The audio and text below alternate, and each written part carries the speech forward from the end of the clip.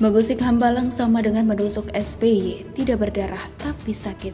Ditulis oleh Ferry Padli di steward.com. Tidak ada yang abadi di dunia ini, ujar Ariel Noah dalam lirik lagunya yang berjudul Tidak Ada Yang Abadi. Karena semua pasti ada masanya, termasuk kekuasaan. Bahkan sekelas Nabi Sulaiman saja yang konon katanya raja dari segala makhluk, dianugerahi kerajaan yang besar, merajai binatang serta makhluk gaib seperti jin dan setan. Membangun infrastruktur dibantu oleh jin, mampu menunaikan tembaga serta dapat menundukkan angin, tetap saja tidak abadi berkuasa. Konon katanya ia menjadi raja hanya selama 40 tahun. Hanya saja, yang jadi pertanyaan di sini, meninggalkan kekuasaan itu dengan cara baik-baik atau terhormat, atau dengan cara yang tidak baik. Banyak juga loh yang setelah berkuasa malah kehidupannya semakin hina, dihujat sana-sini, dan segala macamnya. Salah seorang diantaranya mantan pemimpin yang meninggalkan legasi tidak baik ini adalah Presiden Republik Indonesia ke-6 SBY. Tentu kita masih ingat bagaimana beruntungnya dia dulu. Punya partai yang baru juga disahkan, yakni pada 2003. Pada pemilu 2004 sudah berhasil mendapatkan 57 kursi dengan perolehan 8,45 juta suara atau 7,45%. SBY juga kala itu hanya seorang mantan Menko Polsuskam di era Megawati dan pernah dipecat oleh Gus Dur dari Menteri Pertambangan dan Energi.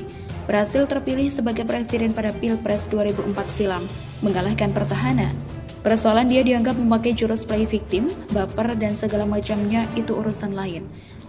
Tapi dari seorang mantan menteri pecatan dan hanya punya kendaraan partai baru, bisa terpilih sebagai presiden itu merupakan hal yang luar biasa. Pertanyaannya, apakah itu karena SBY menerapkan strategi yang jitu? Enggak juga sih, karena buktinya sekarang ia tidak mampu mengangkat partainya kembali pasca jatuh. Ada satu ungkapan yang bisa menggambarkan hal ini, yakni orang pintar itu masih kalah sama orang beruntung. Artinya, ada faktor keberuntungan di balik terpilihnya dia menjadi presiden 2 periode tersebut. Hanya saja, SBY tidak memanfaatkan keberuntungan yang dimilikannya itu dengan baik.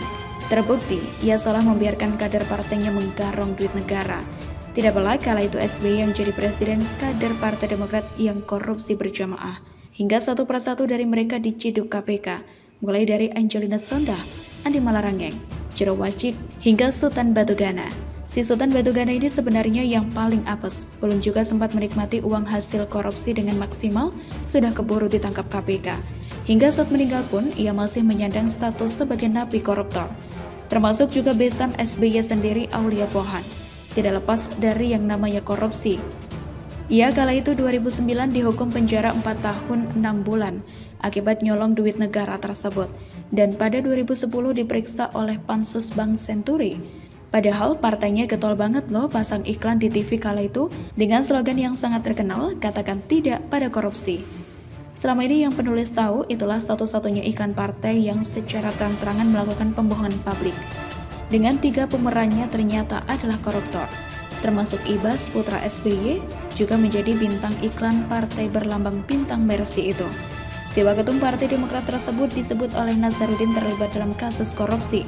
Hanya saja, menurut mantan anak buahnya Yulianis, Ibas tidak ditangkap KPK kala itu lantaran dibekengi oleh 2 komisioner KPK, yakni Abraham Samad dan Bambang Wijojanto. Nah, selain itu, warisan SBY lainnya yang tidak kalah hinanya adalah beberapa bangunan mangkrak. Salah satunya yang paling terkenal adalah Wisma Atlet Hambalang, yang pembangunannya terhenti karena sebagian dananya dikorupsikan oleh kader Partai Demokrat. Karena begitu berpengaruhnya pusat olahraga Hambalang itu terhadap SBY, sampai-sampai Tour de Java yang dia gelar dulu auto jadi hancur berantakan hanya dengan Presiden Jokowi berkunjung ke sana. Jadi, kalau mau menusuk SBY ini gak perlu pakai pisau segala. Cukup usik Hambalang, sudah dipastikan ia akan tertusuk tapi tidak berdarah.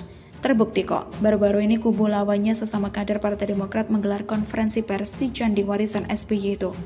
Kita konfres di tempat yang paling bersejarah dan penuh paradoks. Satu sisi katakan tidak, tapi sisi lain lakukan korupsi secara berjamaah, termasuk proyek Hambalang, ujar Darmisal dalam konferensi pers itu 25 Maret. Kita tahu sendiri siapa si Darmisal ini, relawan SBY JK di Pilpres 2004 lalu. Pernah juga menjabat sebagai Wasekjen dan Wakil Ketua Komisi Pengawas Partai Demokrat yang dipecat oleh AHY beberapa waktu lalu. Jelas tujuannya menggelar konferensi pers di Hambalang itu tidak lain tidak bukan untuk mematahkan semangat SBY dan AHY. Kura-kura Hambalang tersebut ibarat bulu ketek Samson, yang jika dicabut maka kekuatannya otomatis akan hilang, yang artinya mengusik Hambalang itu sama dengan mencabut kekuatan SBY. Makjulab, ternyata apa yang dilakukan di masa lalu dan hari ini bisa juga berdampak terhadap kehidupan di masa yang akan datang, alias siapa yang menabur angin akan menuai badai. Mantap, 4 mega proyek yang lambat di era sebelumnya hampir selesai di tangan Jokowi. Ditulis oleh Sardi di SeaWorld.com. Bukan hanya proyek mangkrak saja yang akan dan berhasil dieksekusi oleh Presiden Jokowi, tapi juga ada beberapa proyek yang dicanangkan di era sebelumnya, tapi dieksekusi dan akan segera kelar. Inilah Bapak Infrastruktur yang sebenarnya.